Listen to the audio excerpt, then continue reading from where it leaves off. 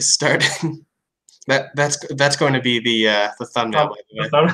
Yeah. Okay, so welcome, ladies and gentlemen. Welcome to Bullmoose Beer Talks. Today is another episode of Drinking Buddies. I am here with my longtime friend, Evan, Pittfield of Dreams, Pittfield. What's going on, man? Not much. So we're going to talk about a couple of things. We're going to talk about your comedic career. But before we do any of that stuff, before we get into introductions, what are you drinking? What am I drinking? Well, I was drinking water, but, just for this occasion, I decided to switch to a nice beer. I got in this, just a regular bottle. It's just a beer. It happens to be, it's Third Coast Old Ale from Bell's Brewing in Michigan. It's probably the best thing, really the only thing out of Michigan, I guess. This is considered an American barley wine.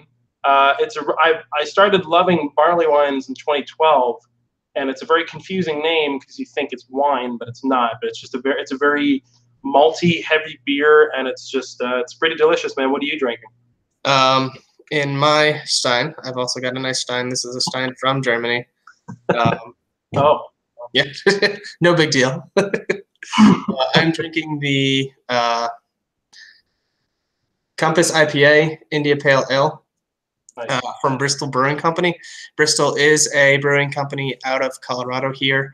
I've actually reviewed this one in a previous video of mine, if anybody wants to check that out. But the thing that I like about Bristol Brewing Company is not only is it local to Colorado Springs, but they actually bought out an old schoolhouse to start their brewing, and so they have all their brewing stuff there, as well as a restaurant where you can order the food and the drinks and all that kind of stuff. And overall, it's just a really cool atmosphere because you go and it's an old school building, maybe built in the early 1900s, and you can definitely tell that it used to be a school. There's chalkboards everywhere.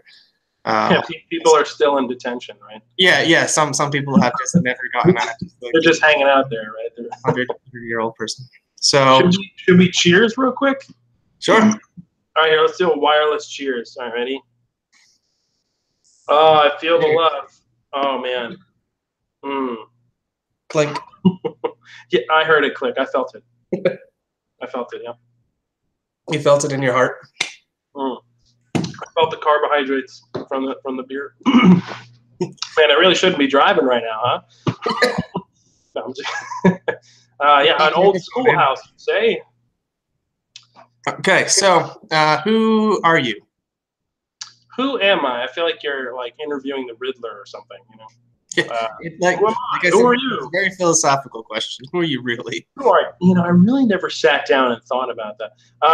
So as you mentioned before, my name is Evan Pittfield. It's not the greatest last name, but I have it. And so I, in current day, by day, I'm a software engineer. Ugh, boring, And then by night, I do stand-up comedy and I perform live music as well. And so I guess I'm just an amalgamation of a bunch of weird stuff. A nerd, really, I guess. And we've known each other for how long? I believe I met you when I was in 7th grade. We were in the row unit together. It was in 7th grade. We were in row. Somewhere I have that shirt that definitely doesn't fit anymore. Yeah, no, mine definitely does not fit.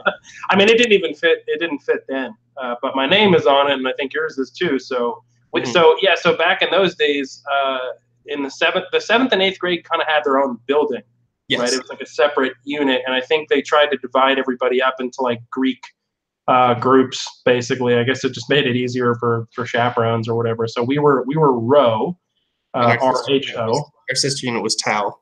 It was that was the worst one. We were the better one as far as I recall. And I mean, they were pretty cool, but they weren't like row cool. No, not at all.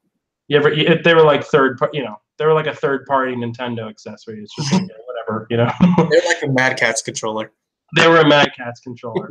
Oh man, the ultimate insult. And then they're still in business, but somehow But we met in row, and I don't really know what it was that made us originally meet or click. Mm-hmm. You know, and I was I'm still a weird guy, but I know that there was kind of a little inner circle of people that we were all friends with separately, and then we became friends. And I think it was because mainly of video games. Yeah. I know for a fact, and in fact, I have a little Easter egg here. I know that we played a ton of this game. I still have it, Halo 1, and an interesting story. Maybe you don't know this, actually. Interesting story for all your viewers. So I play first-person shooters inverted because of you. Actually, I don't know if you knew that. Am I the one that got you to stick with that? Yeah, you were the you were the host. I was the parasite, I guess. Yeah. So I remember at one point. So when this came out, right, the gen at the time, it was PS2, GameCube, and Xbox. 2002, 2003. Yeah, yeah, and oh, Jesus Christ, we're getting old, man. Anyway, so it was that generation of systems, and I was taking a liking to the GameCube at the time. I never played Xbox, and I remember we had a few like slumber parties, with get-togethers with me, you, Tassif, and Victor, and all these guys. And I remember I really wanted to play Smash Brothers because it was Melee. It was like the game at the time. And at the same time, we had this game competing with it, and I'd never played it. I didn't know what it was. And you guys had just shifted to Halo. Like, it just everyone kind of decided, like, hey guys, for the rest of the night we're playing Halo. And I'm like, damn it, like, what am I gonna do? You know? And at one point, I was just watching you guys play. I was like, this looks like a pretty cool game. Like, I need to get on board with this. You know, like, I need to go bother my parents to, like, you know, get me this for Christmas or something. And so I remember you were playing, and at one point, this is back when they had the big, thick Duke controller. Yeah. And at one point, I think you were just like, hey, I got to go to the bathroom. You can take over or whatever. And I was excited to do anything because I was just like sitting there, and I was like, yeah, sure. And it was inverted. And I think you were taking like a particularly long dump. Thank you. Thank you. Yeah. I was like, I got to figure it out. Like, I can't have him come back and figure out that I'm still useless, you know? So I was playing it, and it's weird. It just made sense. And ever since, I play inverted, you know. I've gotten a lot of crap for it over the years. People are like, what's wrong with you, man? Inverted? I'm like, it can't be too weird, right? It's an option, right? Like, obviously there's some people who play it, but it is your fault. You poisoned me with this amazing and inverted disease. I appreciate that. Not a problem. Yeah. I'm really glad you brought that. And so let's talk for a minute about your comedy career, right? So, yeah. Oh no. What? So, what got you into stand-up comedy in the first place? So, I found out that French ballet was not for me, so I had to. No kidding. Yeah, it wasn't enough food. No, so I mean, as a kid, I guess. Dating back as long as I can remember, I guess I was always silly, you know. I can't say funny because I guess that's not really up to me. But I was always just sort of cracking jokes and just being silly, and I guess really not wanting to be there. And I had always kind of toyed with the idea. I'd always consumed stand-up comedy. I was always watching it. I know my mom had taken us to the Stress Factory for my birthday once. You were there. I do remember that. I think that was like my junior year. Yeah, it was like my first stand-up comedy show ever, and it was cool because it was like I think it was adult rated too. So I think I still have that CD. Like, I have a CD from it was called like As Much as You Want or something, that stand-up. Yeah. There's this guy. His name is Ted Alexandro, who was the feature that night, and he's actually like I keep up with him on Facebook, and I comment and message him from time to time. I try to remind him of that memory. Obviously, he's got a bunch of fans. He has no idea, you know, who we are, but he's like opening for Jim Gaffigan now, and he's taken off, man. He's a really funny guy. Awesome. But yeah, so I I had always been around it, and in terms of being funny and silly, that definitely comes from my dad. You know, my dad was always kind of funny and silly, and he was always in lieu of the situation that was going on. He was always kind of the comic relief. You know, and maybe not everybody found it funny, but like I totally did, you know. And so I had been toying around with the idea for a while. I had the kind of the angel devil thing going on in my head, like, do it, no, don't do it, come on, do it. And so one day girlfriend and I went out for dinner for my birthday, and we were like walking past this bar uptown Charlotte, and I saw like stand-up comedy happening. I'm like, let's go check it out. And so I just decided to tell them, like, yeah, just put me up for like 5 minutes or whatever. And they're like, have you done this before? I'm like, yeah, totally, man. So Who you hasn't done went this? out without any kind of prepared jokes, anything. You're just like, No, wing it? no, nothing, nothing. I was just so excited to see other people doing it. And like, we were kind of watching through the window, you know, and my girlfriend knew that I liked it, and she liked it too. I mean, we'd watched all the shows together, and she's like, just go do it, you know? And so I went up, and you know, of course, I made it a total fool of myself, but I loved it. I loved it. And so there was a minor break there. It was like, okay, it was like scratching the surface, but it was like, it probably didn't amount to anything more than like when an athlete stretches, you know. Yeah. But after that, that was in my brain. That sort of event was in my brain, and kind of doing it and being on a stage and holding a microphone.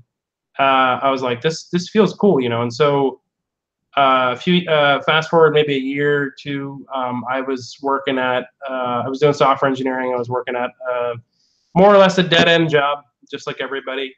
I couldn't really, no matter how smart or dumb I couldn't really make a dent in anyone's schedule. I was young. This is like 2 years ago. I worked for some pretty rough managers, you know, different age brackets, you know, and it was dead end. It was classic dead end. It was a job. I was going to the job every day because I need to pay for that magical college education that never seems to disappear. But it just wasn't. It's just like I needed it, but I hated it. You know, it was like it was taking the life out of me, and every day I was just like, okay, well, you know, it's okay. I guess to an extent, it's okay if I'm upset, like here, like from As long as you kind of get your outlet while doing the comedy thing. yeah, I was like from 9 to 5, like, you know, I know they're shoving things up my butt, but they're giving me some money too, I guess. So like that's great. But like, what about after 5? You know, and like after 5, I mean, I had a really long drive home, and I'm one of those like thinkers. You know, I'm in my head all the time, and I was just thinking, contemplating, like, should I do comedy again? Should I do whatever? And this one day, I had it particularly bad at work. Like it was just, I mean, it was the bottom, really. You know, it was just like you know, I was in like a one-on-one, I think, with my manager, and it just became evident that like they don't care about me, and this is it, you know. And I was like, well, I can't go anywhere. I need to keep this job until I pursue another one. But in the meantime, like, whatever. I just felt so vulnerable. I'm like, there's literally no risk if I just start doing comedy. Like, what's going to happen? You know, I mean, there's a lot of thoughts, as most people can probably relate. There's a lot of thoughts in my head, like, well, what's my girlfriend going to think? It's obviously a huge burden for me to ask her for support for this, because, you know, I have to go out at night. Not to mention the time. You know, you're working a normal 9 to 5 job, have a commute. Yeah. People would be like, you look tired today. I'm like, yeah, let's talk about something else, you know. And it's just it was one of those things where so it's funny you say that.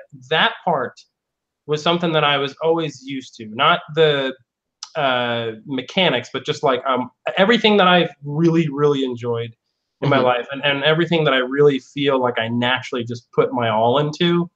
It always meant that I'd be up till 3 a.m. And I've always been that type of person, just working hard, just doing whatever I need to do, because it's like when you are really passionate about something like that, time kind of stands still. And so even though all those things were happening, all the mileage, all the driving, all the it just didn't bother me. And so, completely depressed, head in hand, I called the Charlotte Comedy Zone, and it's like a club in town. And I was like, hey, listen, I want to start doing stand-up comedy. I have no idea what I'm doing, but like I fart occasionally. Like, who do I call? What do I do? You know, is it Ghostbusters? Like, what do I do? And they're like, yeah, just call Debbie Millwater. She'll help you out. I was like, okay, cool. And so they gave me, it sounded like a fake name, but it is a real person.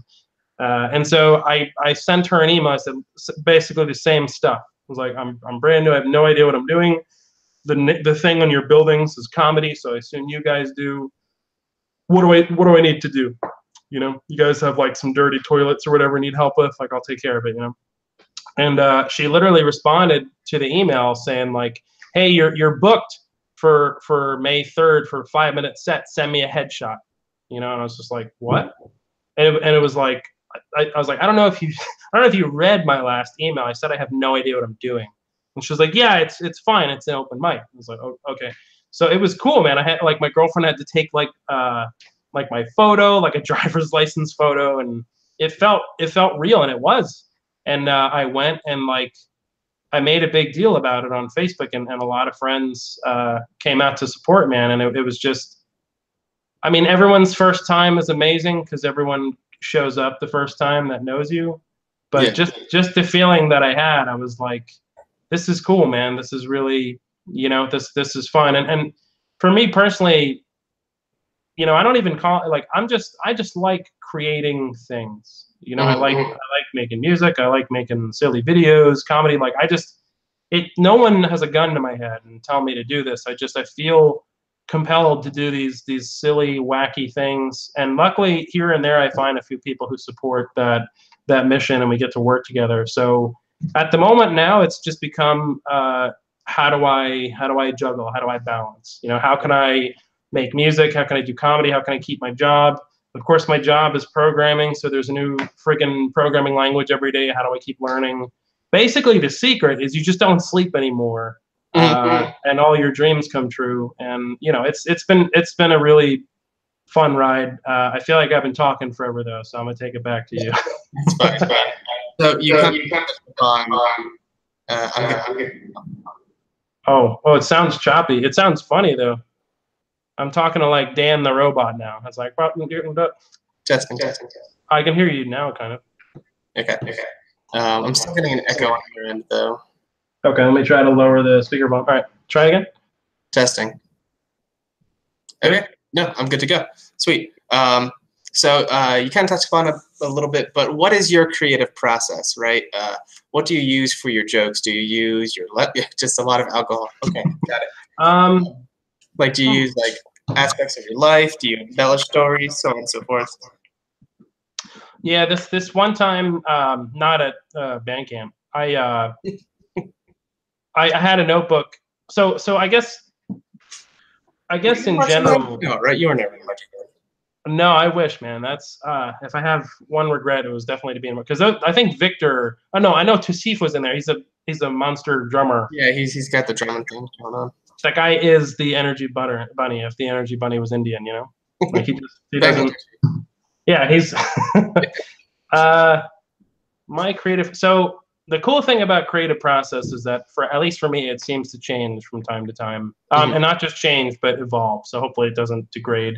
And I know that sounds like I'm dodging the question, but the traditional process, I think, if you go and like Google it or whatever, is most people have some type of capturing device, a piece of paper, an app, where they kind of sit there and they write their jokes and they write bits, and then they go maybe try to perform those bits at open mics. And like one of the interesting things about doing anything on stage, it's not exclusive to comedy, is when you're performing, you kind of have to be there in first person and third person, right? So like you have to be doing your set in first person as like the puppet, but then you also kind of have to be the puppet master, kind of like watching around and also taking feedback at the same time. And so some people take the jokes that they wrote to the mic, and then they kind of see what works and what doesn't. And if it's not, that's actually, that's like a live version of what you kind of do with YouTube, right? Like you put your content out there, you see what works, you go back to your analytics, you say, hey, where are people watching my video? How are people doing it? No, it's very similar in the sense that it's live. So there's really, there's things that you could do. It's not a complete shot in the dark, but the real gold is very much, you just gotta do it live. And so for me, a lot of those traditional ways, like writing on paper and stuff like that, something about that, it doesn't work very well for me. I try it. It's kind of like wine, like I keep trying it, but I don't like it. I really don't. People tell me it's good, and it's like, no, you got to try like different flavors, and I keep trying it, but I'm not. That's why I'm Bullmoose Beer Talks. Exactly. Yeah. So Bullmoose wine talks. Bullmoose wine and cheese debates. It would definitely be a debate. It's like, well, I think this, but I just become super stupid at everything. And you're not Dan anymore. You're Daniel. Right? It's like, okay, all right, Daniel. But for me, it's just sitting there writing in the notebook. Anything in my life that has felt like homework, I bail. And I mean, before I get super judged, I mean, I was a straight A student. I got a lot of good grades. But like, to give you an example, we had Mrs. Lindsay and for literature, and then we had Mr. Mark Riccardi for English, who I think we're friends on Facebook. I think he might be watching me. That'd be pretty cool. And they taught us a lot of stuff, and I don't know if they knew this. He's the one viewer we have right now. Hey, man, that's a good deal with me. But I don't know if he ever knew this or if I ever told them. But what I would do is they would give us these difficult essays to write. And at one point, I think it was Mark Riccardi. It might not have been, but even if it's not, this is going to sound cool anyway. He said once in class, he said, we have persuasive essays, we have topical essays, we have this. And I was like, listen, guys, the reality of the situation is every essay you write is a persuasive essay, whether it's labeled that or not. AKA, you need to get people's attention and prove to them why it's worth a damn to be reading what you wrote. And I just, for some reason, I was just like, whoa. And it's like, wow, school just got fun, And so I remember that had a huge impact on me when I would make the essays, because I would save it till the day it was due, the morning it was due, and I couldn't start.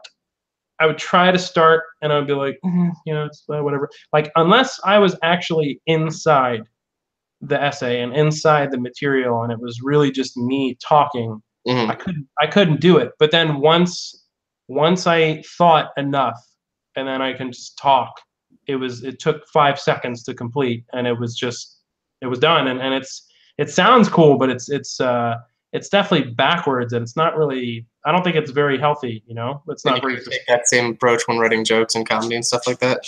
Yeah, like it's just like sometimes I perform jokes in my shower.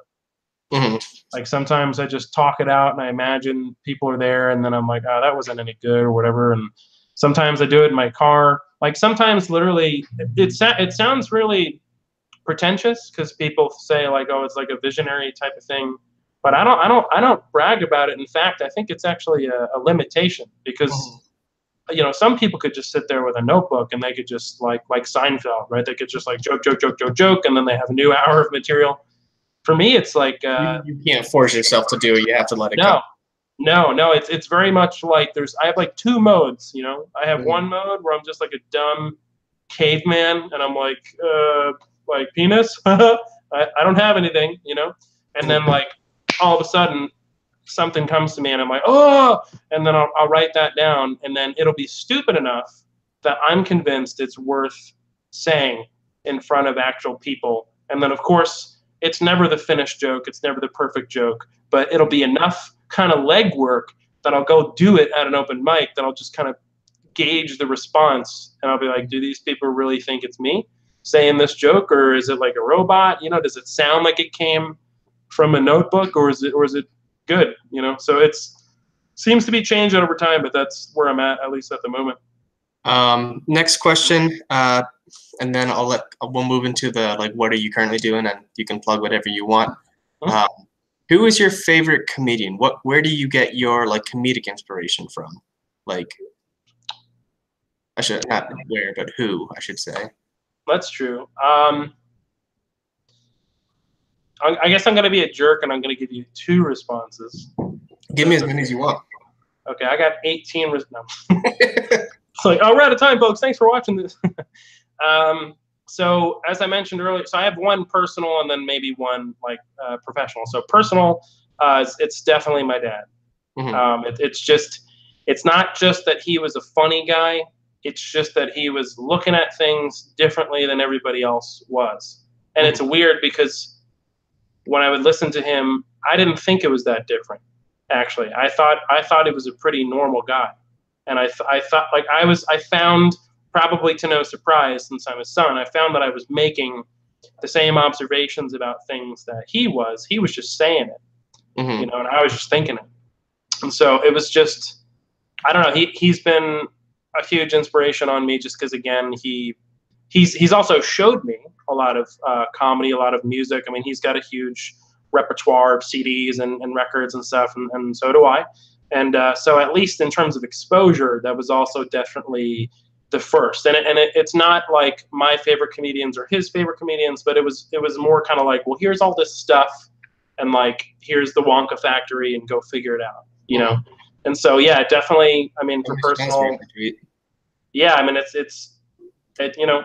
felt right, and I never really felt BS'd by my dad. So when you're trying to learn anything, that kind of helps. So him personal for sure. Professional, it's two people, but it's an act.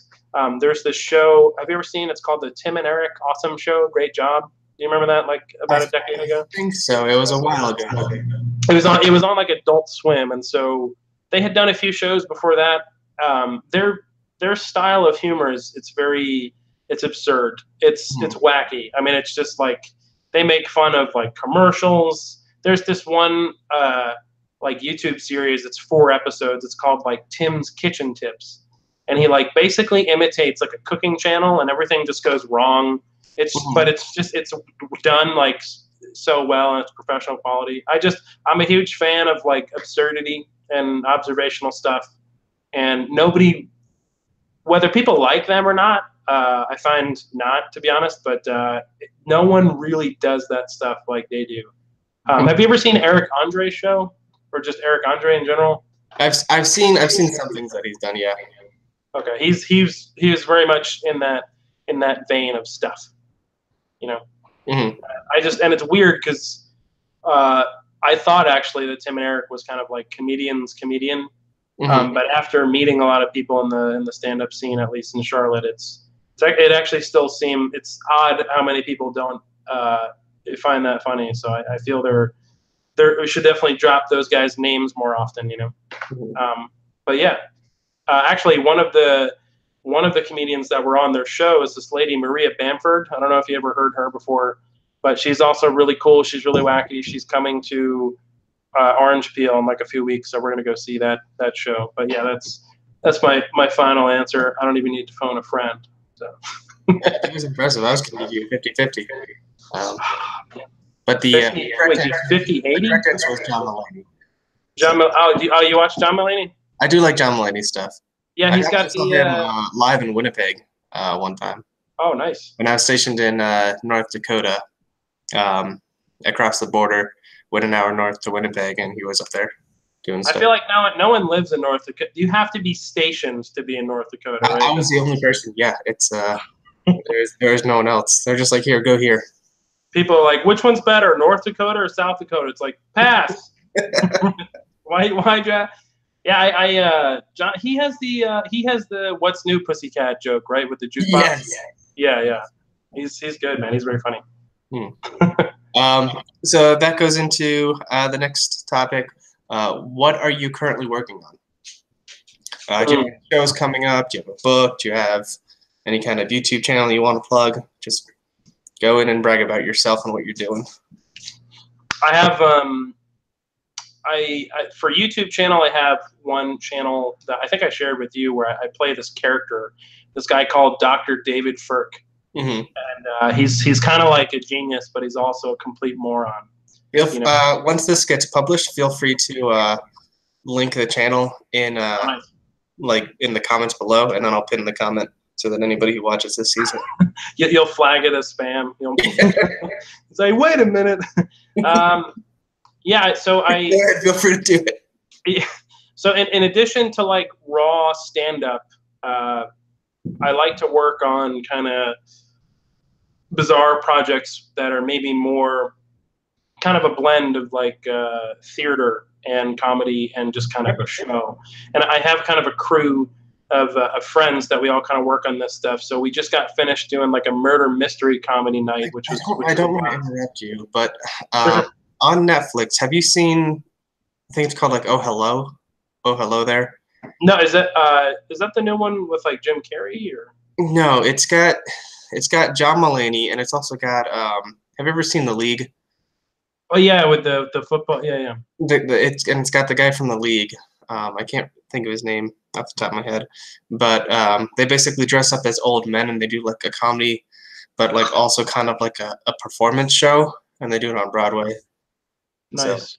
I have to I gotta find someone whose Netflix I could borrow. I have actually been getting my videos from other sources over the past decade, and well, I got this email from my ISP, and I guess my downloading days have come to a screeching halt. So I'll have to pick up a Netflix account from somebody. Just get a different ISP. You just provide your own internet, okay? If you're going to be doing stuff like that. Yeah, they literally pulled the plug on it. But no, I haven't seen that. But I like to do wacky projects. I like to be put in situations where I'm not sure if I could do it, and then try to execute it. So then hopefully at the end of the day, maybe it helps increase range. This week, tomorrow, I'm actually on another show / live cast. It's called Trey 07. It was originally called, I think it was like Current Affairs podcast. There's this guy Correja, and he's been helping out the Charlotte comedy scene quite a bit. He's been producing a lot of content. It's always a fun time being there. And then later this week on Friday, there's a show that comedian Don Garrett put out at Barista Craft. And it should be a pretty fun time, man. I mean, Friday comedy shows are always fun. You know, you get to joke, and then you get to drink, and then you get to wake up and not go to work. People are a little bit more relaxed because they don't have to work in the morning or anything. They're ready to just be like, dude, I had a terrible week. Just I'll laugh at whatever, you know. Mm-hmm. So. Well, on tomorrow's podcast, feel free to mention this interview if you'd like people to see it again. Yeah, man. Yeah, I definitely want people to see your face. You know, I mean, on my screen it looks pretty good. I'm like, that's what it looks like if you're in the Air Force, and I'm like, this is what it looks like if you're homeless. Do you want to tell a joke you told me before we broadcast? Yeah. So so I'll give you the history of it too. So there was a friend of mine who was moving out of Charlotte, and he was moving to New York, and so he produced his last show. This guy Paul Pilata, and I was like, well, I'm going to go see this show because he's a cool guy, and it was his last show. And I went there, and at the moment, like, I guess a few people that were supposed to be on the show dropped out. Mm-hmm. So he's like, hey, man, you want to go up there and do like 5 minutes? And I was just like, I mean, I already drank, you know, like, but okay. You know, it's one of those like, well, when opportunity knocks, you know. And so I just went in the back and just started kind of like think whatever I could think, like gut instinct, like stupid jokes, whatever. And I came up with this one it's stupid, but it seems to land pretty well, at least as an opener. I said that, you know, my body type, I've been told that I look like Jesus if he had the entire Last Supper to himself. You know what I'm saying? Like if he didn't share anything, it's just like, well, I'm going to take all this and, you know, go pray or whatever, you know? Yeah. And so it's you know, I guess the strategy there is like, you never know if you're doing comedy, you never know who you're going up after. Mm-hmm. You know, it could be, you could go up after somebody who just kind of gets drunk and says the N-word like 10 times, and then all of a sudden you have to go up and make the audience laugh. You know, you're like, so I kind of. And on the other end of the spectrum, you know, you could be going up after like the most funny person in the world, and you're just like, well, shit.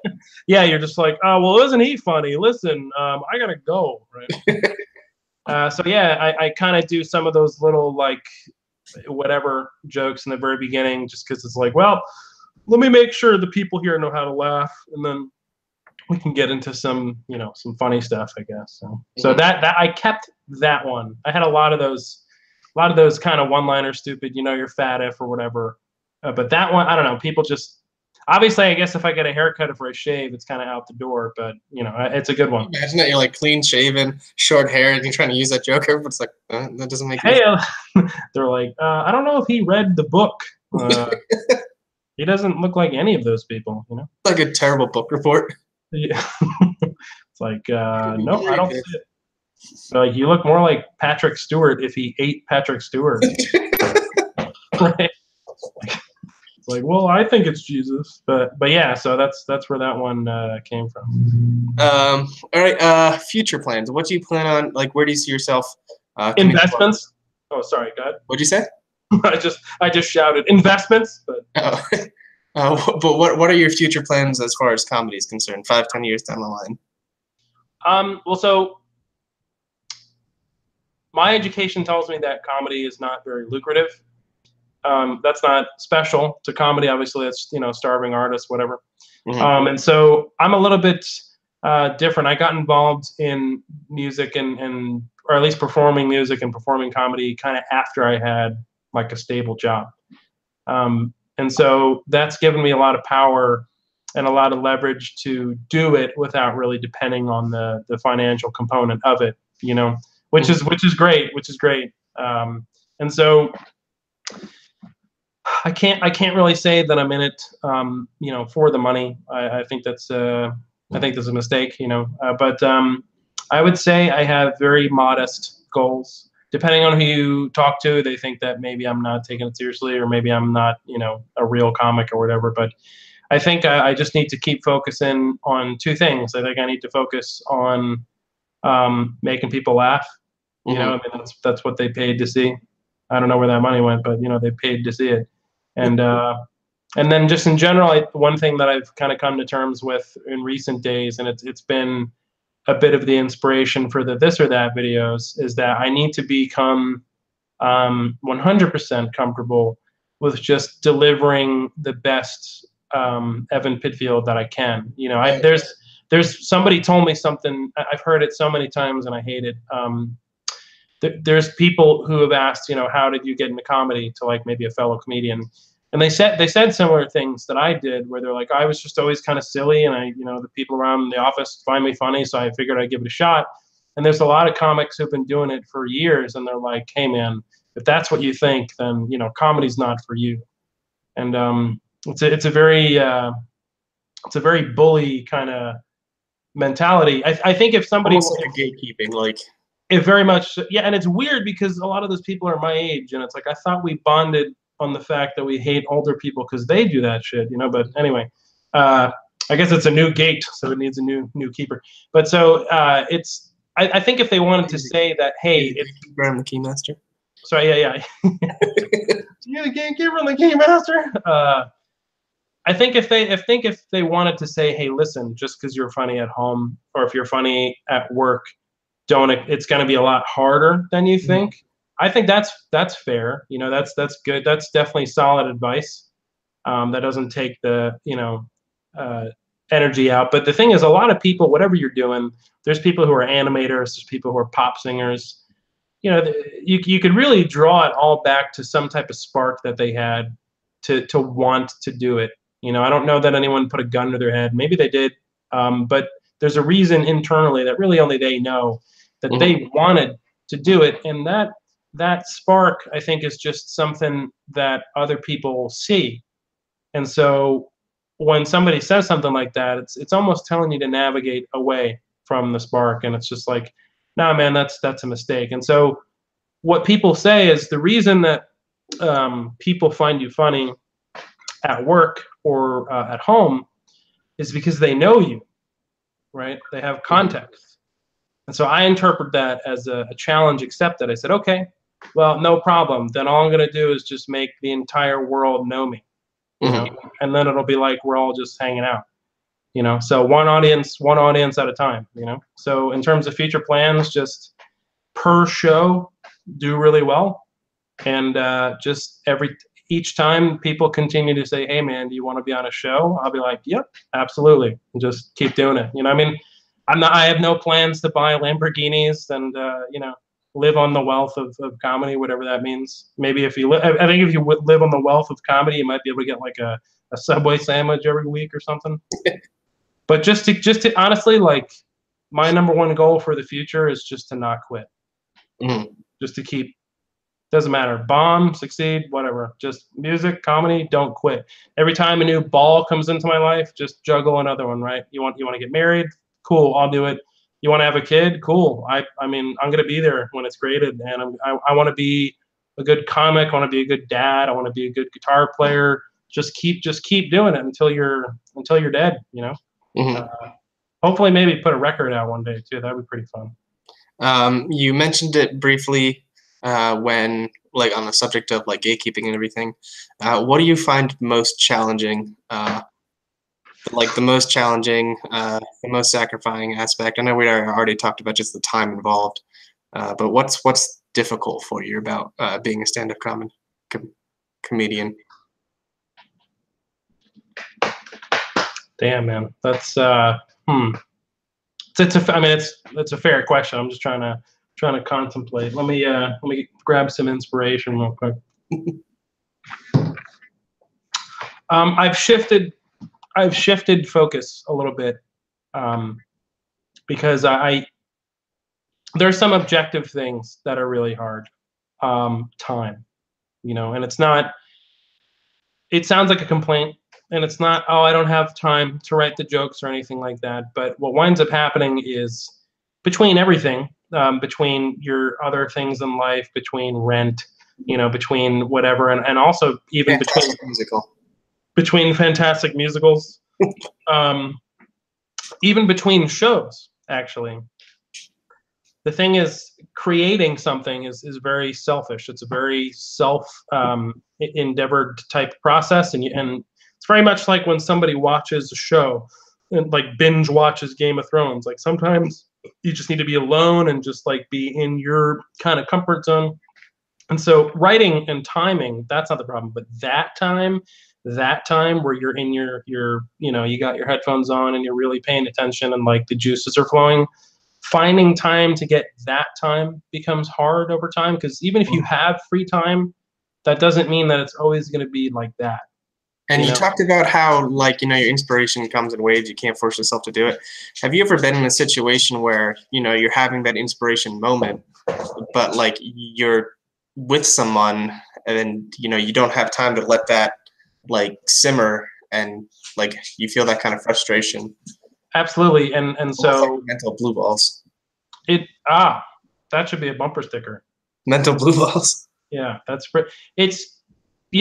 interesting that you say that, because I think that thing is not only exclusive but very descriptive of what I believe it means to be a creative person. Mm-hmm. Because and man, I mean, you lose points with other people, because you could be mid conversation with the one you love about their day at work, and you could just be like, oh, hold on, I gotta write this down. And they're like, what the I was just talking about me. Mm-hmm. Now it's about you. And so it's like, it is tough. But yeah, I had a mechanic, this guy Tom, and this guy, I mean, I don't think mechanic does it justice. Like, this guy could literally smell the problem as I was driving into, like, this guy fixed everything. There was nothing this guy couldn't fix. Mm-hmm. And so I found him one day, and he just, every problem I had, he's like, I was just like, we're going to be best friends, and I'm going to keep coming to you because my car is a piece of garbage. And so, of course, we started talking and bonding a lot. And at the time, my girlfriend and I bought my first house, or sorry, our first house, and 50-50. And so we were talking about it with him. Of course, he had owned a house for a while, and he said something to me that really resonated.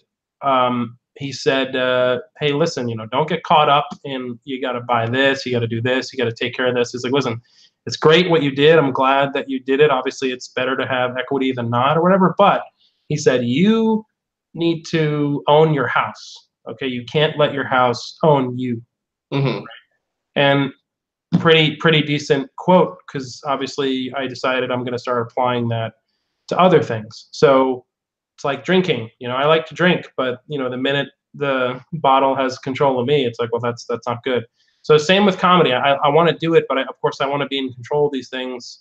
I don't want to kill myself to do it. Maybe that makes me a crappier artist, but that's okay. So that's the struggle. And then I would say at the moment, the biggest struggle of all time is actually not objective, it's subjective.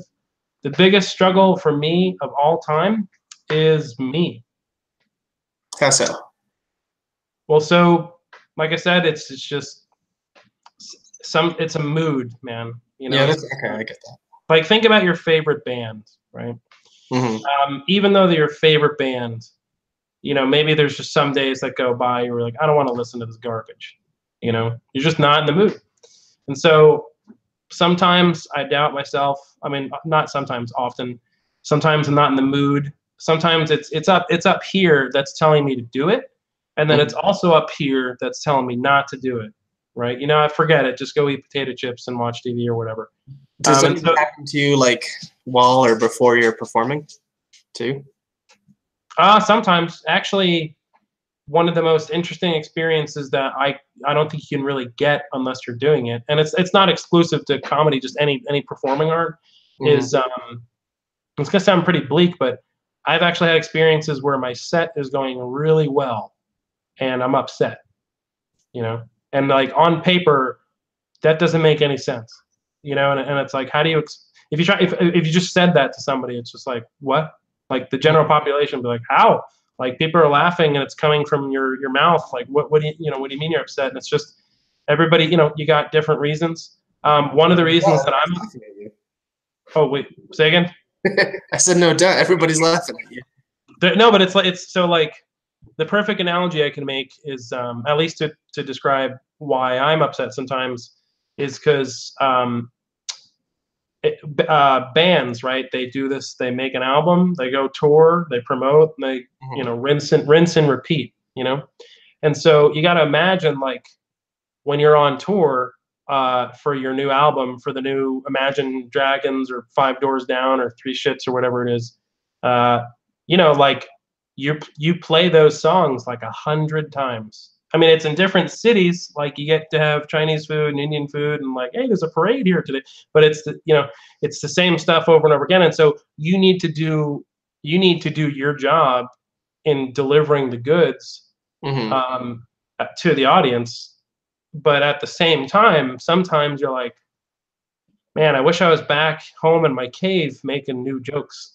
You know, because it's like even though it works, maybe I'm not in love with it anymore. Or maybe because I had this conversation with a comedian recently, and he's like, why don't you tell this joke anymore? It's really good. And I was like, well, it's unfinished. And he's like, yeah, no joke is ever finished. I was like, well, this joke it's really upsetting because I came out with it when my grandpa died, and it actually has a lot to do with what was going on. And it's like it's hard to tell. You know, it's very. I mean, it works, but it's about a toy actually too. But I don't know.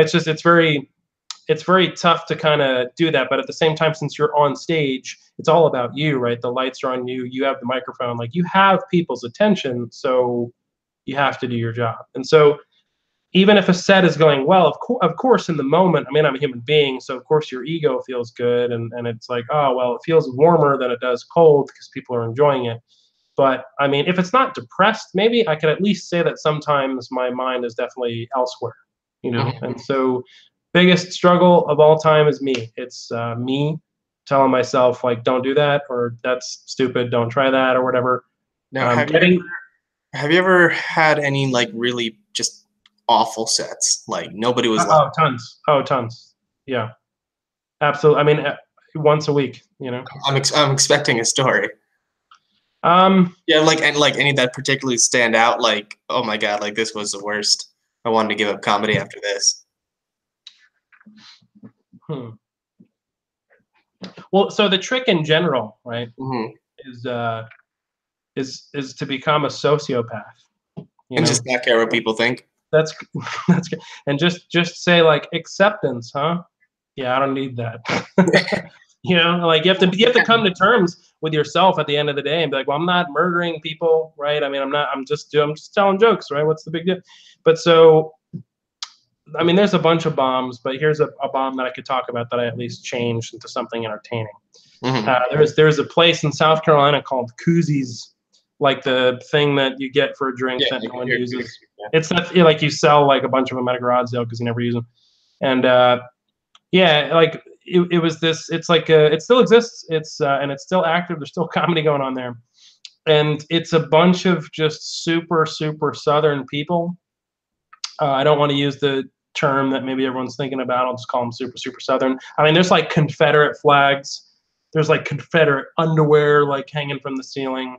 I mean, the fact that this place has power and like an address it's just, I don't know. Yeah. It's a crazy place, and it's like I might not make it out a lot. Like comedy doesn't even matter anymore. You're just like, I'm just like texting my girlfriend like, hey, if I never see you again, I just want to let you know that I love you, because I think I'm accidentally on the set of like Wrong Turn 2 or something, you know. And so there's that, and so it was a show where naturally, you know, people are kind of drinking, they're paying attention to other things. You're kind of like an accessory after the fact. It's a fun show. It's a fun show. It's a good litmus test. But so I was talking. It wasn't like people were kind of like, you know, paying attention and then like, oh, whatever. And so it was just very silent, which I was used to at that point. But it was like, you know, it was silent immediately. So it was kind of like, great, there's 5 more minutes of this. All the heads, it's like you walk into the bar, all the heads just turn to face you. It's like the record skips and you're the dickhead that like illegally parked and you're like, oh, great, you know. But so to save my act or whatever, I saw like a trash can. Like I was literally doing comedy next to a trash can. And I just pulled it up in front of me, and I just got in the trash can. Like I was like, you know what, this isn't going well. To be honest, it's trash. Let me just go where I belong, you know. And I just started like standing in the trash can, and like all the garbage is like falling out, and I'm making noise. You kept doing your bit while you were in the trash can. So I had stood in the trash can, and I did some kind of like commentary as I was getting there. I was really just trying to make noise so people couldn't hear me tripping over stuff. But once I finally got in the trash can, I just did the rest of my set stationary from the trash. And I don't know what happened, but like just like that, every other joke landed, and they're just like, look at this guy. This guy's ridiculous, you know. And it's just like it's also, I think, you know, like maybe because they realized, you know, you weren't taking yourself seriously, and you know, like you're some outsider in this very, very small town. Maybe they thought you were uppity or whatever, and then you got in the trash can, and everybody's like, okay, maybe this guy's not that bad. Yeah, they're like, okay, I can have a beer with this guy, you know. Yeah. And so it wound up being a really fun night, and even you know, some of my friends are like, you stupid, man, you stupid, and it's like that usually means like, oh, okay, I guess it worked out, you know. But I don't know, bombing is a regular thing. I just try to interpret it differently now. Bombing to me now is just like, I'm not working on anything. I'm just doing the same old stuff, or you know, it's like I'm phoning it in. Like that's bombing. Like if I go out there and I try a new joke and it just doesn't land, that's fine. I mean, that was 50% of what I predicted was going to happen. So I mean, it sucks. It hurts in the moment. But again, your hypotheses are spot on. It's either going to succeed or it's going to fail. Yeah. I mean, like I said, I was not a comedian 2.5+ years ago. So like no one knew me then, but now like no one knows me still. Right? So what's the risk? And so the way, like I said, the way I look at it is, I mean, you need to bomb, you need to be comfortable with bombing. When I do my material, I'm not rewriting the material based off if people like it or not. I'm paying attention if people like it or not, but I'm not like bending over backwards and changing, you know, my content just to please people. But at the end of the day, like I said, the goal, however many bombs it takes, the goal is just to not quit. And so what do I do to help remind myself to not quit? I try to think of all the music that I like, and I try to think of all the comedians that I like, and the movies, and the people, and the persona. I try to think of, you know, just some of the bizarre stuff that I listen to, and just the weird, you know, music and stuff. And I realize, like, well, it's only natural for a lot of that stuff to end up in my blood, and it's only natural for that stuff to probably end up in my writing. And so I have to say to myself, well, I mean, those people were outcasts too, you know, but we all know their name now. So maybe they just dealt with crap for a really long time until people are just like, give them a trophy, you know. So you just talked about a story where you actually stood in a trash can because your bit was so bad. Actually, I made it my profile picture on Facebook the very next day, and it got the most likes ever. Like I think the previous day I posted about like a a friend's mom died, help and support, and everyone's like, yeah, whatever, I don't know them. And then I posted a picture of me in the trash can and was like, yeah, that's what we want. Like, all right, On the opposite end of the spectrum, have you ever just had any like so good sets where you just felt on top of the world afterwards? And again, you have like a particular story. I have. It's very dangerous for me to have good sets because I'm what you call like a celebration drinker. You know, like I drink because I'm happy too much. And so man, I had a set. There's been a few. There's been a few recently that have actually gone really well. It's probably because I actually sat down and tried to tighten up some jokes. There was a set that I did once, and I would say probably my favorite set of all time was in New York. It was back in July. The city or upstate? Both at the same time. No. What? You're on Google Maps, like that doesn't exist, bro. No, it was at a place called Broadway Comedy Club. It was in July. It was in the city. It was on like 40. Google it. And this guy, I hope he watches this video because there's this guy Charlie. It already sounds like a fake story. There's this guy Charlie. Now, this guy named Charlie. it's always a guy named Charlie. It's weird. It's my good buddy Chuck. Yeah, it's good luck, Chuck. Yeah. This guy reached out to me. I got the little bubble on my phone from Facebook chat, and I'm like, I don't know who this is, because apparently you could message someone even if you're not their friend, A+ for security. Anyway, so this guy Charlie messaged me, and I can pull it up if you want, but the message was basically, hey, listen, I'm a comedy booker in New York, and it's like, oh, and it's like I have a show going on. On this date? That's how you get trafficked. Yeah. So that's pretty much. Well, that's not what happened. I didn't get trafficked, But he was like, "Do you want to come perform?" And really, probably shouldn't use the word perform the first time you meet somebody. It's like, yeah, do you want to come perform in these dates? And so the show was July 6th of this year, and that message came on. On June 7th, which was 1 month before the show, and was also the date that I got let go from that shitty job that I was talking about earlier in the podcast. So it was just like, this was kind of weird, it was like revenge. And so, of course, in the instant that I read the message, of course, ego-wise, I was like, hell yeah, I want to do a show in New York, man. I'm from the area, like that's awesome. But again, to your point, the second, like the adult thought was like, I think this is either a drug deal or I'm going to end up on the black market where my organs are being sold. I never met this guy. And I started to look around Facebook to see if we have mutual friends. And it was pretty thin. It was just like it was a total shot in the dark. And so I had a conversation with my girlfriend as soon as I could. And I was like, hey, listen, this guy asked me to go do a set in New York. I don't know if it's real. But you know what we should do? Let's just, if you want, let's just take a vacation to New York and do other things for like half a week, and then I'll go do the show. And worst case scenario, if it's just a complete, fluff, at least we get to hang out in New York, And so she was like, okay. And of course, timing, was pretty rough because it was a month in advance, and as you know, trying to get a flight to New York a month in advance, it's like, well, you better kiss your next paycheck goodbye, And so we looked it up, we booked it. And so I guess one of the reasons that the show is important is because I don't know if you know this, but pretty much since 2007, I've been living in North Carolina.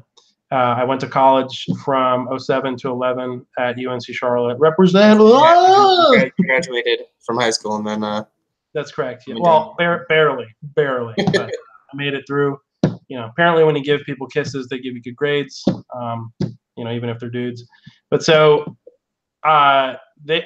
they my family has actually, other than like videos, and other than just like digital stuff, they have never seen they've never seen me do stand-up comedy up until this point. And I think maybe individually my mom did at a show when she came down, but it was sort of like a very disconnected collective. And so I had put it on Facebook because the guy said to me, he said, sure, you could do a show, no problem, but you got to bring 4 people. You know, like you don't have to know them. It could be I see. Yeah, it was like one of those things, like just to get people into the club, kind of. Correct. And so it was one of those things where that's always tough for me, because it's like whether people like my act or not, that's not even a question anymore. It's just like I don't have 4 friends. You know, it's pretty. I've got my girlfriend, I've got my cat, I've got myself, and then you've got a bunch of coworkers. And a bunch of people. Well, and the thing is, a lot of my friends are comedians now at this point, right? And so it's one of those things. It's just a weird question. Like, hey, dude, you want to come to a show that you're not on? And they're like, no, but have a good time anyway. And then, you know, like, if I was living near you, I might come to a show or two, but I don't want to come to a show every other day.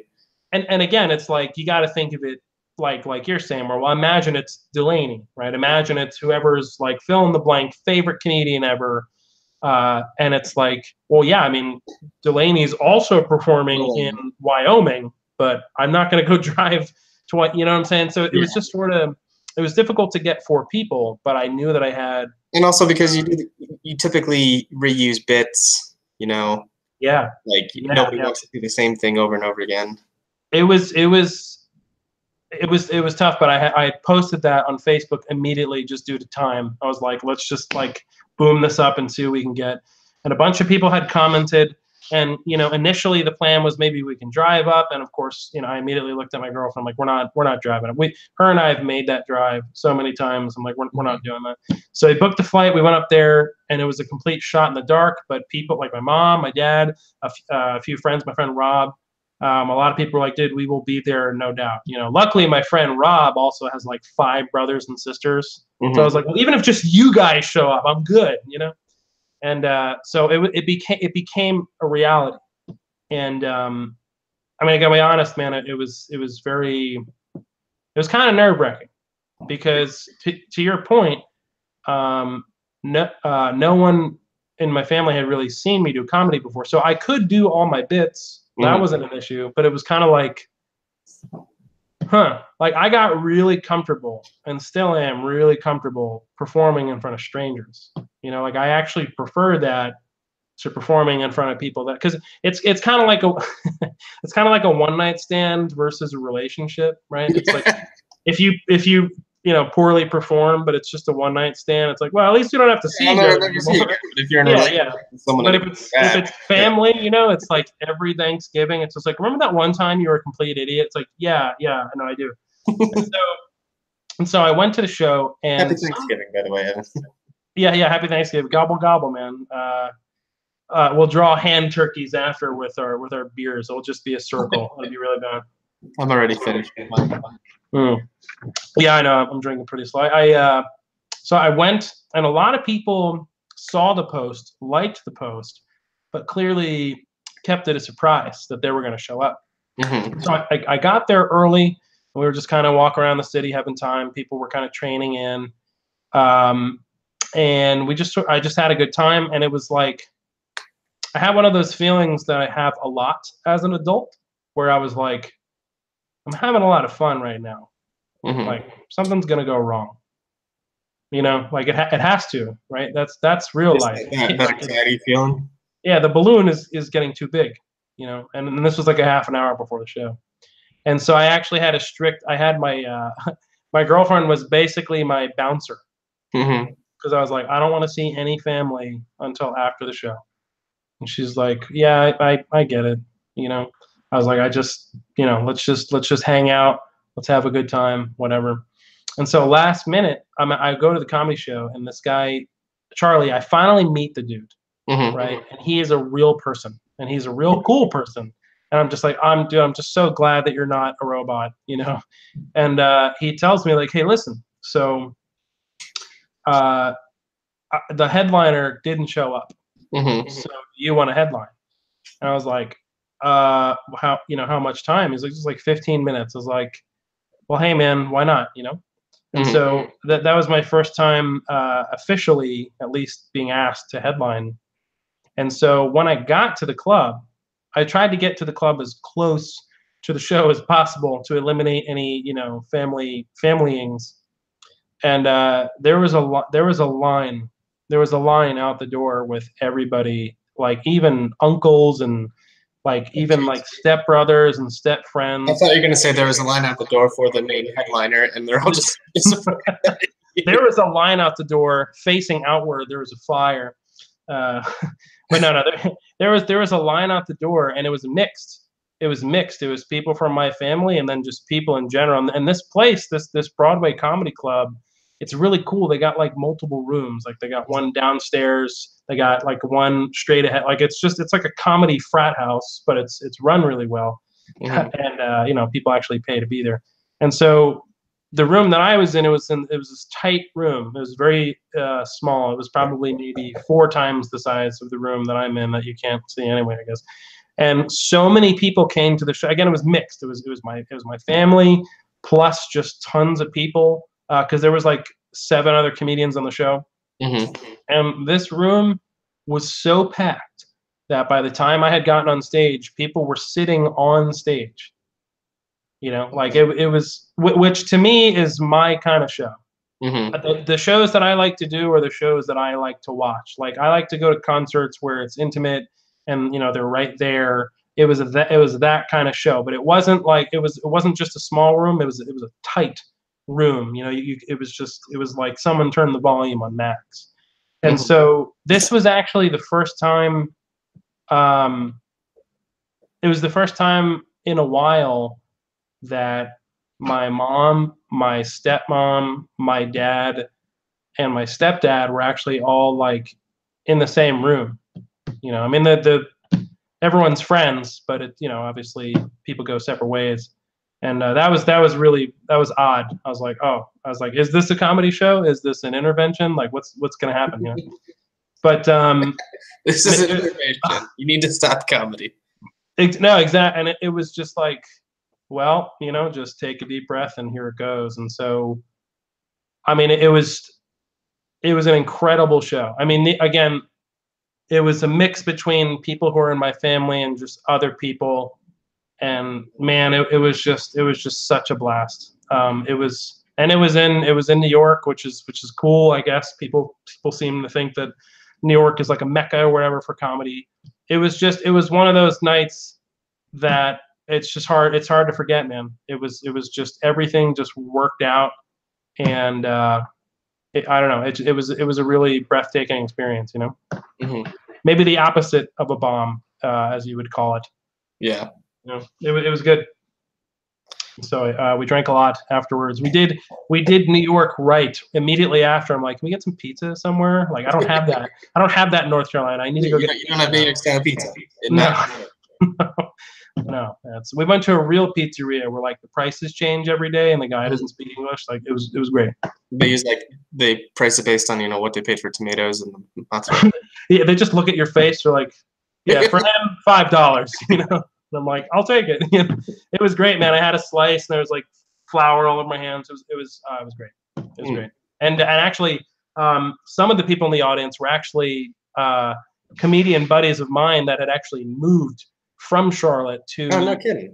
To there. There was actually my buddy Jesse Threat or Jesse Threet. I don't know. He's African. You got to ask him.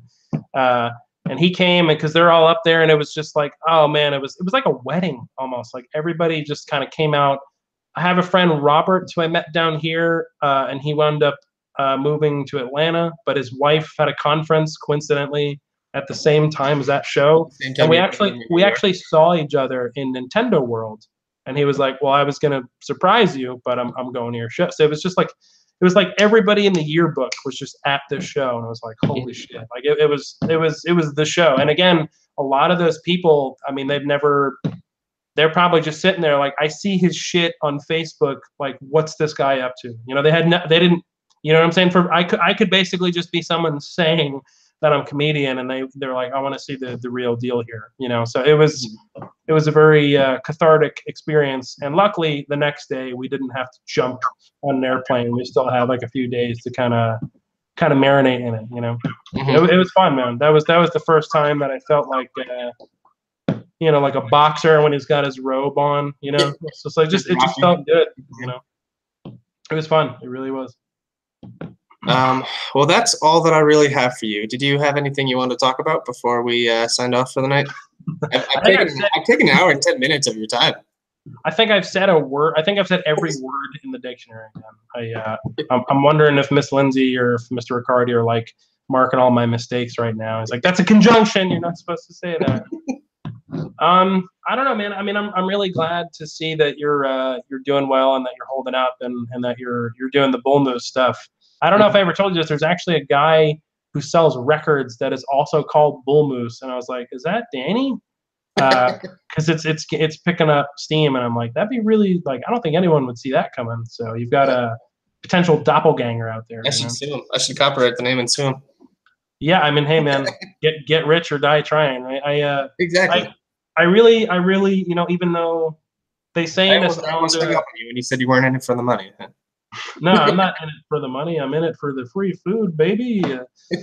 Even though they say nostalgia is typically rooted in depression, I wouldn't say that's 100% false. But for good reasons, I would like to say that at least maybe once I would like to go back to these days and just have homework. Just make homework the most difficult thing in my life. Seriously. You know? And just kind of have some kickback time with my friends, and just kind of go back to not having student loan interest bills, and just, you know, live in those days again. For maybe, like, some people like, would you be a woman or a man for a day? I just want to do that for like a month, you know. Yeah, no kidding. Back when you're right, the only responsibility you really had was homework, and even that wasn't even that big of a deal. But I'm glad. And then you grow up, you become an adult. Yeah, what a loser, huh? It's like, I should have pulled the plug years ago. No, I'm glad that you're holding up, and you seem very responsible. You seem very independent. You seem that you're kind of doing it on your own, which is really impressive. And this is a cool channel. I moved out of Jersey as soon as I turned 18, graduated high school, went to the academy, and I've been living by myself ever since. Well, with roommates and others. That's what I did. Well, I can't say I'm as cool. I didn't join any academy. I did the same thing though. I was 17 or 6 or something, and I just kind of left, started school, graduated. My friend has a pretty funny comment he makes. He says, he's like, yeah, you know, school really wasn't for me, so I graduated. You know, so I did that, and I started working here. Met my girlfriend Crystal in 2009, Thanksgiving, almost a decade ago, and we've been just kind of living together, buying property, working, just living life. And yeah, man, I mean, I'm happy to say that I don't look good, you know, but I'm doing pretty good at least. And it's nice to know that you're holding up and you're not like shooting up heroin in some bathroom or something. You look pretty happy, which is good, you know? Yeah, I certainly hope I'm not. It's expensive. Yeah, it's nice to know. And also we fall in a really weird generation. Like, I'm officially in the generation where the people before me don't really get along with me, and then the people after me I just can't stand. So we're just on our own, man. You know what I'm saying? Like, you better grab that Linkin Park album and just blast it, because that's all we got, you know. So it's an interesting time. I made a pretty off-color joke a couple months ago when the lead singer of Linkin Park died. The first thing I said was, "So is Fort Minor making a comeback?" Oh man, yeah. I think of course I said the obligatory, like, well, I guess in the end it didn't really matter. And people are like, oh, come on, man, it's too soon. It's like, I don't know. It's you know, there was that one. There was Heath Ledger. There's a bunch of them, you know. I was at the Academy when that happened, I believe. That was an amazing movie, man. That was really good. That's super inspiring. That guy had a whole universe of people that are like, why are you even doing the Joker again? It's already been done. Jack Nicholson, blah. And then that movie came out, and people were like, whoa, man. Yeah. So that was definitely an eye turner, you know. What inspires you, man? What do you do? What inspires you? What's your name? What's your height, weight, eye color? What's the last 9 digits of your social? We're live. No. I won't tell you my social. My name's Danny Tabensyke. This is my YouTube channel. So I would hope that people know me here. And as far as YouTube is concerned, so performing arts has always kind of been in my blood. Both just what I did Blue Bards at the Academy. I liked singing, all that kind of stuff. And then moreover, just in my family. So my grandfather recently passed, but he sorry, man. He owned a theater and production company. My uncle Michael, he owns a theater and production company. And on my dad's side of the family, it's very big into the performing arts type thing. And I've always had that kind of like pull towards that. I went to, I'm gonna nerd myself out, but I went to theater camp all throughout, middle school and high school. Hey man, you're a Jewish guy that went to camp, so you're pretty brave, Yeah. And then, but yeah, overall, it just it felt weird being a part of that family, and then not expressing that creative form of myself. And that's when I started to make YouTube videos, and I did it on 2 things that I like. I like craft beers. I didn't used to. In fact, I used to hate beers. But just over time, especially living with a roommate called Johnny Walker, I grew to enjoy different kind of crafts and everything. And then finances. I've always been kind of really good with finances. My dad taught me a lot. I've always handled my money very well, and so I figured why not try to expand upon that. And then so it's starting with personal finance, but eventually the channel is going to grow into a wide variety of topics, just like we are right now with the Drinking Buddies segment. I am a very wide topic, literally. You are very wide topic. I mean, dude, if you're good with finances, maybe you should be managing comedians, man. That's where they need help, is finances. You know what I'm saying? Something like that. But yeah, I mean, it's so all this time when you're asking these questions, I guess you definitely know kind of where a lot of this stuff comes from. And it's like I said, no matter, it could be anything, man. It could be a YouTube video, it could be a song, it could be a riff, it could be whatever. I was up late last night writing a guitar riff, and I went to bed, and my girlfriend, of course, you wake someone up when you're getting into bed, and I remember her looking at, the clock in the few minutes a few seconds she was awake, and she probably thought to herself, what the hell is this guy doing? But you gotta do it. I would say the next biggest challenge in life is having a kid. Society. I've got a dog. Pretty much the same thing. I have a cat, so it's not as complicated. But the next. I mean, I'm petting her right now. I don't know if you can hear her pitter patters. My cat has actually been clawing the door. I don't know if you've heard that either. No, I can't hear that. He's like, "Are you talking to Dan again?" Like, not that Danny guy. But so. It's that cat. I hate that cat. Yeah, not that one. You better not be talking about all that beer and stuff again. I'm not even of age. I think I'm excited to eventually have a kid. Or I hope, of course, I hope 2. And 1 girl, 1 boy, exactly. But it's something that I'm sure I'm truly not prepared for, but it's something that I'm excited for. I also kind of want to do a lot of things in my life before I have a kid. So those are things that I think traditionally don't work out in the exact sequence that you had wanted them to. But again, I just look at it as another exciting ball to juggle. And I guess as long as the things that I'm juggling I actually like or love, well, then that's just life. I think, you know, that's just how it goes. And I don't know, man.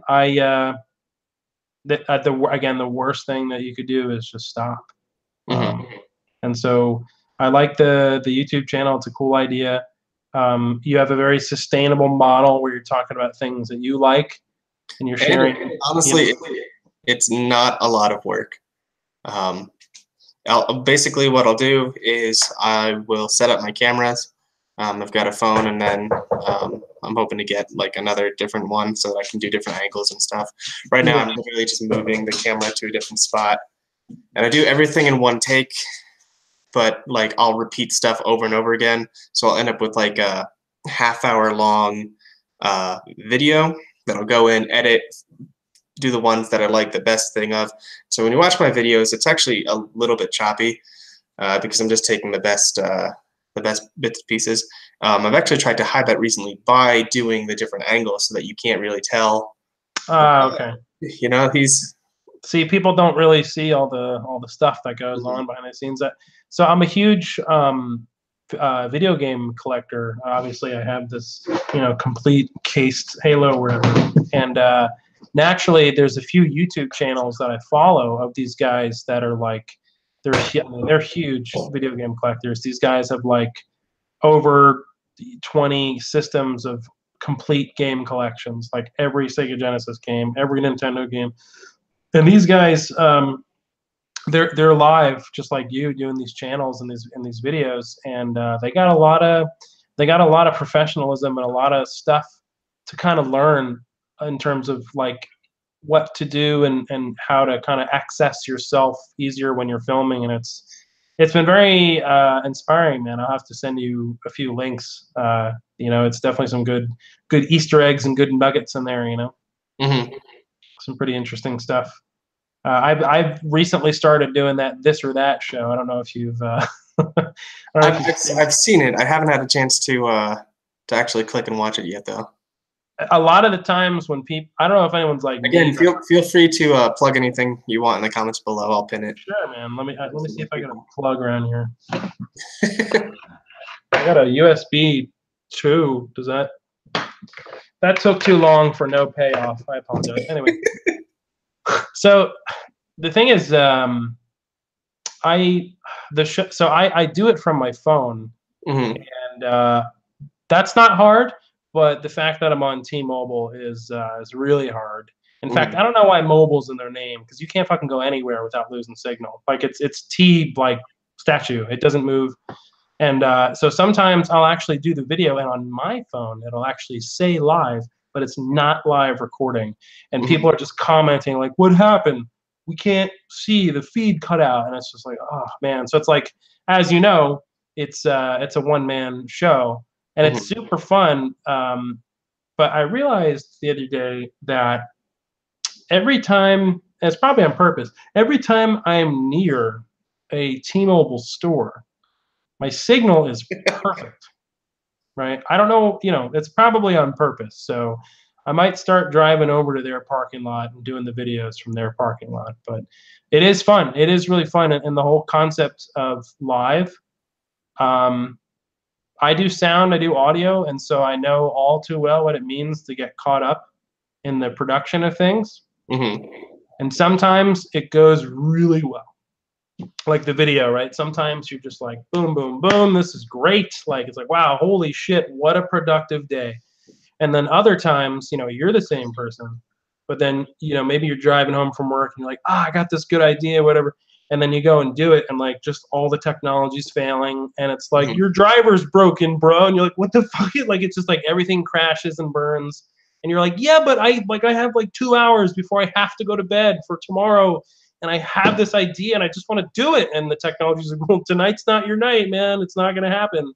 And it's just like, damn it, you know? Not necessarily technology-wise, but I do feel you where you think you have a great idea, and it turns out to be just not a good idea. Like take shot talks, for example. I thought it would be a good idea to just take a shot, and then I guess because I was still new to this, I kept messing up. And so I just had to keep taking more shots because I would mess up like immediately afterwards. I ended up like transitioning it into like a funny bit, but like that's not sustainable. If I mess up like 3 or 4 times, I'm just down 4 shots. And Piper, I swear to God, no squeaking. For me personally, I think the fun part about live versus record, I mean, I like them both. I actually wish I had more skills when it comes to filming. I have the ideas. I don't have the skills. You know, when it comes to audio, I know what I can do, but video, it's like I need to call somebody. Mm-hmm. But the thing is, what I've noticed from live is, as you're probably familiar, if you read any tutorials or if you just watch other people who do videos and stuff, you know, the people who are actually succeeding are telling you over and over again, you got to focus on the content. You got to focus on the content. End of story. You know, obviously, if you have good marketing and you have good this and good that, I mean, it can't hurt. But at the end of the day, it's like content first, right? And so, you know, I read that, I'm like, yeah, content or whatever, you know, like monkey see, monkey do or whatever. And so I find that doing a live video where you have maybe like roughly some stuff prepared, but you really don't. Mm-hmm. That for me, at least for me, that seems to help me focus on the content because I have no other option. You know what I'm saying? Like if I'm in my room with like Creative Cloud or whatever, mm-hmm. I mean, I could be in here for hours and I could be thinking like, yeah, if I stroke it like this, it's correct. Oh, if I do this, it's correct. And then, you know, the finished product, I'm like, this is the stupidest thing I've ever done. And there goes 7 hours. Mm-hmm. And it's like, well, why is it stupid? I was like, oh, it was stupid because I wasn't focusing on the content. I made the lazy decision to say, I already got all the footage. So I don't want to do that again. Like even if it's garbage, it's like, ugh, like next. You're right. That's been one of the most frustrating things because especially because my process is to do everything in one take and then edit it and make it good. You know, save things multiple times. But sometimes like all 6 of my like Jesus, Piper. Dude, she loves the show. Like, Daddy, all of my takes will just be bad. And I'll like the hardest thing in the world is to go back and retape something after you're already in that editing process, uploading it again. But yeah, like you're saying, focusing on content. I'm not really focusing on growing too much right now. I'm more focused on just making each video slightly better, doing different things, seeing what sticks. You're right. This live broadcast is probably. You done? I just saw her ears drop. Like, all right, man. It's one of the easier things I've done. Right? I just sit and I talk to my friends. And by the way, if you have anybody who would like to do an interview like this, send them my way. I'd be happy to. Yeah. I'd like to extend this to people who aren't in my immediate vicinity, and. So, but yeah, YouTube, there's no editing involved. I don't have to do anything one take. And it's actually a lot of fun because I get to hang out with people, learn a lot about them.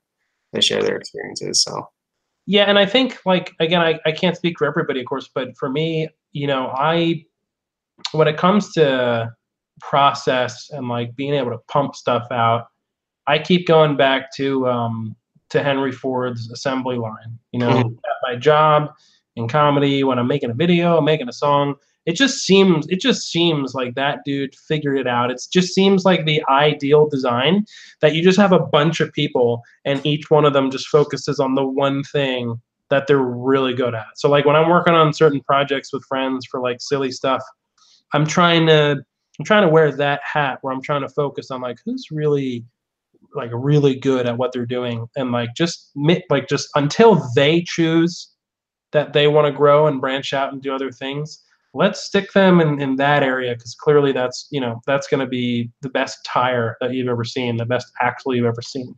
Mm-hmm. And so I think that's when I'm in the production mindset and when I'm in the process mindset or editing or whatever, of course, those are the things that I wish that I had to work with. But I think, yeah, to your point, I think maybe maybe the mindset is completely different when you're doing it all yourself. And so I don't know. For me, it just I don't know if it's easier. I don't know if that's the right word, but it feels less like I'm bullshitting somebody Mm-hmm.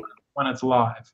I Yeah. really wish the technology could catch up, just because that part of me is seeing the issues and stuff. But yeah, I wish. I don't know that the live part kind of you have no choice. I mean, it forces you to be yourself, and it's one of those things where I have to listen to recordings of my set, sometimes watch videos of my set, and you know what it's like. I mean, it's kind of weird watching yourself, listen to yourself, and you're like, oh God, very Mm-hmm. very cringeworthy. But if it's something where you're being yourself, I'll never watch all of it. I'll just watch part of it, and I'll just be like, is that real? And then I'll kind of laugh like, okay, it's fine. I know that I really did. It's not that it's a banger episode or that it's going to generate all these views or whatever, but it's like, hey, it's real, and whoever the target audience for that material is, I mean, they're going to dig it, because I do, so it feels more free sometimes. It's tough, but it feels more free to go live, and I hope the technology gets even better. Yeah. You With do that, finances, you drink beer, anything else? You're just an Avenger? yes, just finances and beer. That's the only thing I do. Sounds like a rap album. Yeah. I really should. If you could choose one person, or well, you could choose a few, obviously, but whatever it is, finances, entertainment, Pilates, I don't know, sewing, pizza, socks, cardboard, the sky, limits. Who would you say is your biggest influence in terms of just kind of helps you reassure yourself in your head that what you're doing is the right thing? Ooh, that is a tough one. Have you ever seen the show Mad Money? I have not seen the show Mad Money. Is It's that where like dollar bills get pissed off or something? kind of. Well, actually, kind of.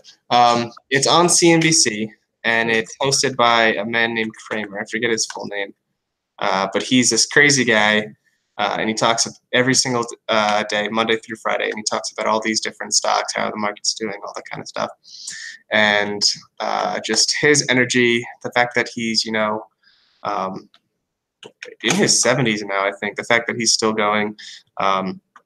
Not just because that performance aspect of it, but also because his line is, I'm not here to predict anything. I'm just trying to help you make a little bit of money. And he's genuine about that too. And so same thing. He's like, now pay for my DVD. Yes, exactly. Nice, man. Oh. What is your favorite color? Blue. Like blue, like baby blue, dark blue, like blue. Airport blue. Ah, man, should have known that. What is your least favorite color? I'd have to say keep it non-racial, okay? Yellow. Yep, I said non-racial, man. Come on. You hate Simpsons?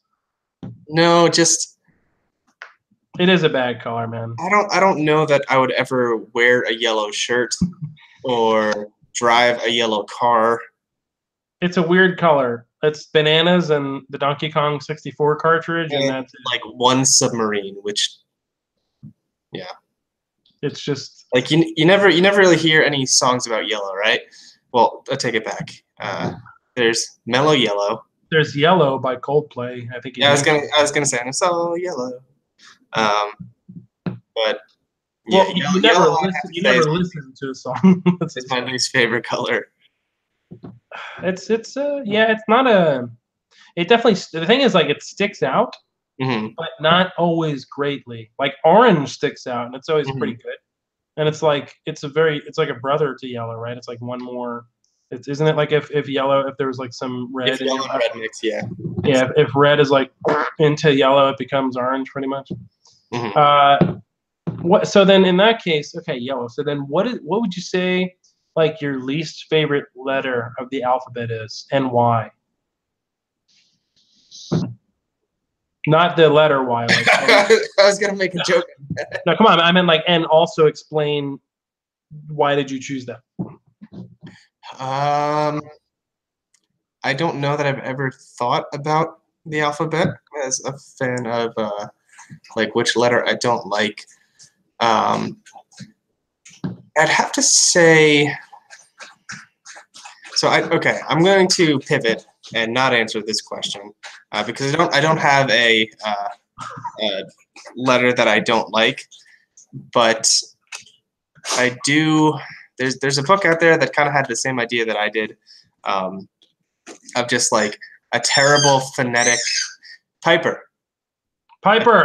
A terrible phonetic alphabet, right? So like P for pterodactyl, or P for P as in pneumonia, or or B for yeah, just like words that don't, like letters that don't make, like C for Charlie, like 3 for 11, J for jalapeno, like.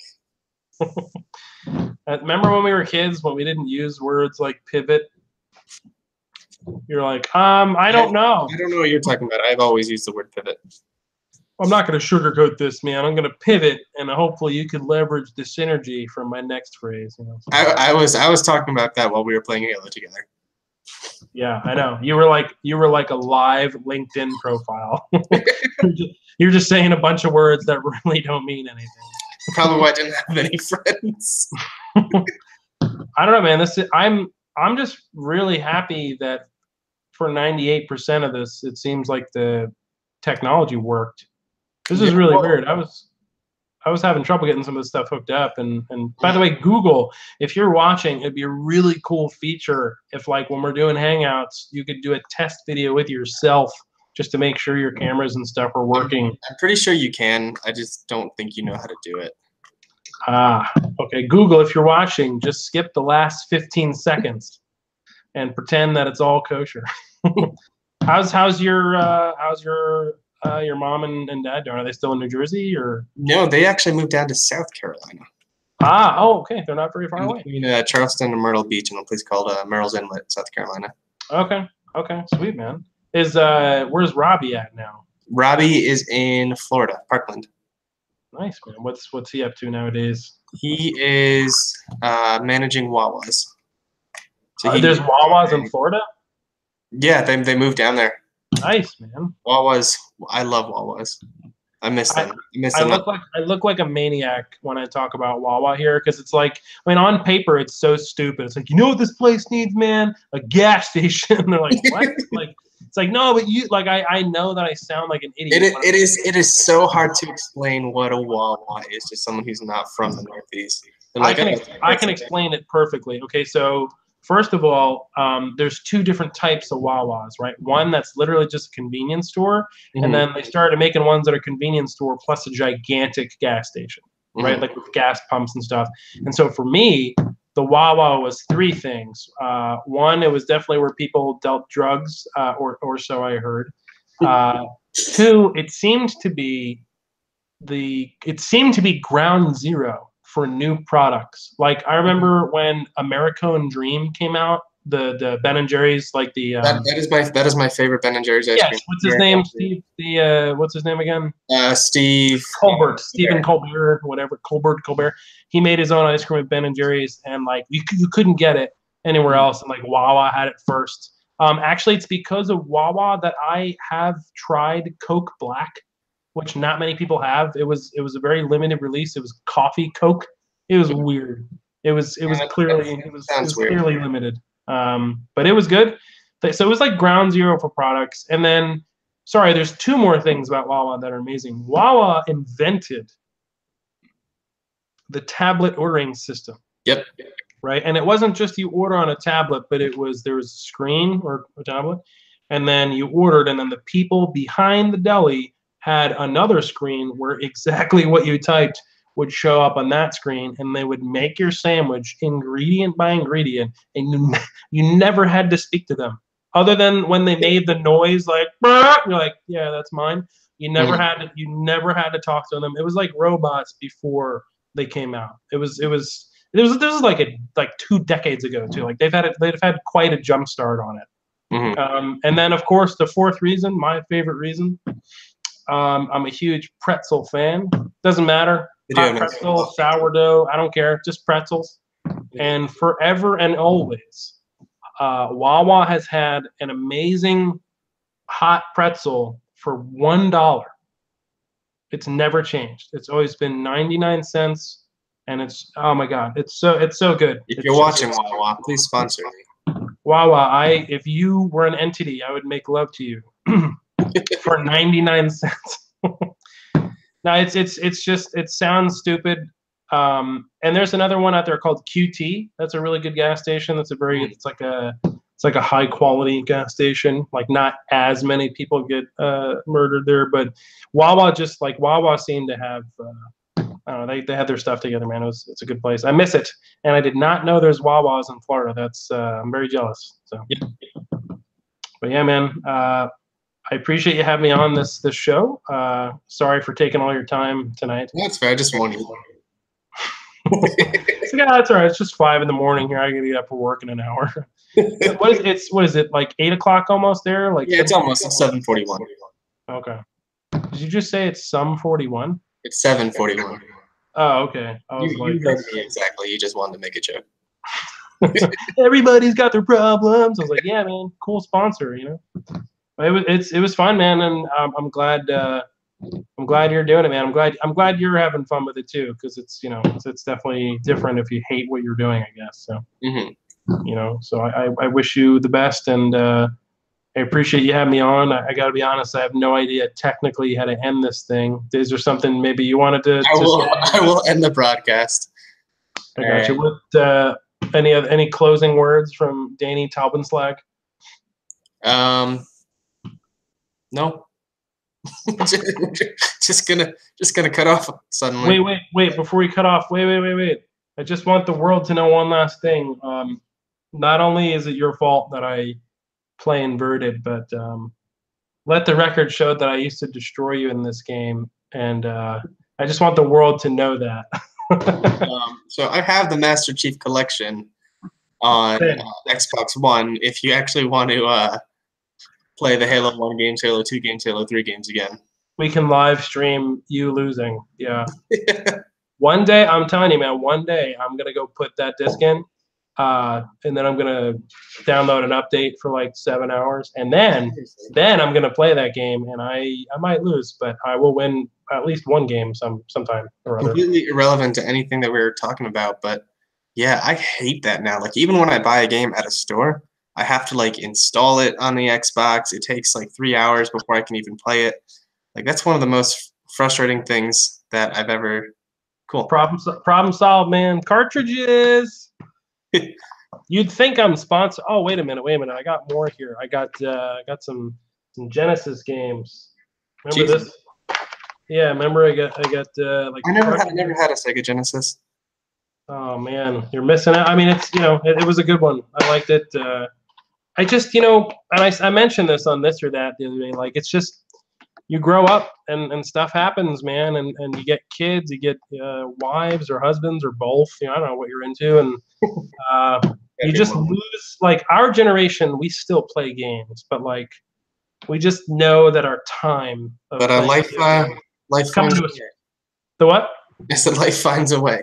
No, yeah. The Jeff Gold. Yeah, so it's like our window of playing video games just gets shorter and shorter, and it's, oh my God, it's just the worst feeling in the world. It's the worst feeling in the world on that drive home when you're just like, you get like a dopamine release because you're like, I'm gonna go play a video game. In fact, I know exactly which one. It's gonna be oh so great. And then you pop in the disc, and there's an update. It's like, I'm out of here, man. This is ridiculous, And then you have to start doing like grown-up math. You're like, okay, well, while this is installing, I'm gonna eat dinner, I'm gonna iron my clothes, I'm gonna take a shower. It's just like, dude, the only time I clean my house. Yeah, that's not fair. And it keeps getting better, man. The new generation, I'm on AT&T fiber. Okay, in my area, I'm told that's the best we can do. It's the best we can do, folks. And I'm still waiting for these games. I'm still waiting. So am I still waiting? So am I. Yeah, they made that game way before it was relevant, man. They're geniuses. This game has been sponsored by Sum 41. Yeah, they're DLC punk. It was genius, man. I don't know. It's never to say the games are better or worse, but it's just I just wanna play the game. Like that doesn't work in anything else in life.